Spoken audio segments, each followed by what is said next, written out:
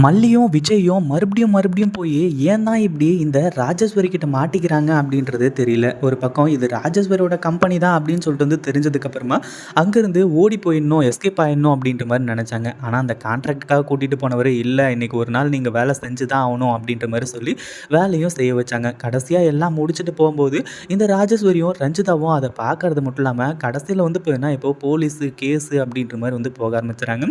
இதிலேருந்து எப்படி தப்பிக்கிறது என்ன ஏதுன்னு தெரியாமல் கடைசியில் வேணாம் அப்படிங்கிற மாதிரி சொல்லும்போது, நீ என் காலில் விழுந்தாதான் வந்து போயின்னா நான் உன்னை விடுவேன் அப்படின்ற மாதிரி சொல்லி ராஜேஸ்வரி இருந்துட்டு அவங்களோட காலில் நம்ம மல்லியை விழ வைக்கிறாங்க. இது வந்து போயின்னா நம்ம விஜய் வரைக்கும் தெரிய ஆரம்பிச்சிடுது. ஏன்னா இந்த ராஜேஸ்வரியை வந்து போயின்னா ஃபோன் பண்ணி நம்ம மல்லியை வாசமாக வந்து போயின்னா போட்டு கொடுத்துட்றாங்க. அதுக்கப்புறம் விஜய் பயங்கர கோவத்தோட பேசிட்டு, நீ என்ன நினைக்கிறோ அதுதான் பண்ணுவல, நான் சொல்கிறதெல்லாம் கேட்கவே மாட்டேன்ல மல்லி நீ அப்படின்ற மாதிரி வந்து சொல்லி அவர் ஒரு பக்கம் வந்து போயின்னா கோவமாக போயிடுறாங்க. நம்ம மல்லிக்கு என்ன பண்ணுறது ஏது பண்ணுறது அப்படின்னு சொல்லிட்டு வந்து தெரியாமல் இப்போ திருன்னு முழிச்சுக்கிட்டு அப்படியே வந்து பார்த்தீங்கன்னா சைலண்ட்டாக வந்து பார்த்தீங்கன்னா கதறி எழுதிட்டு இருக்காங்க. இதை பற்றி நீங்கள் என்ன நினைக்கிறீங்க?